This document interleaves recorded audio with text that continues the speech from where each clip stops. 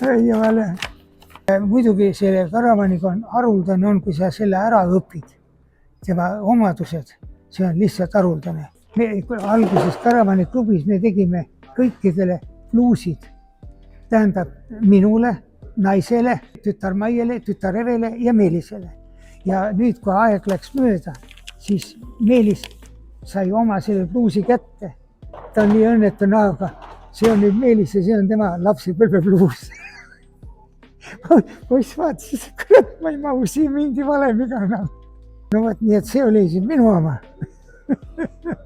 Mehed, kui nad on koos karavaanil, siis nad räägivad, mis nendel on juhtunud. Ja see on jõle õpetlik asi, et sa ise ei kordaks sama vigu. Jumal hoidku, jätkake täie jõuga, kellel veel vähedegi käed, jalad on otsas, silmad on lahti, näeb vähemalt kas niigi palju kui mina. Sõitke, olge, kõik on hea. Ja ma ütlen, see on ääretult huvitav omale, perele, ka ükskõik kus lähte oma sugulaste või tuttavate juurde. Mulle meeldis alati, maale läksime ikka karavaniga. See on elustiil, mis võimaldab ja nüüd eriti, kui veel on matkaautod. No issand, ma unistasin omal ajal, et saab mõnest vanast kaubikust ringi teha.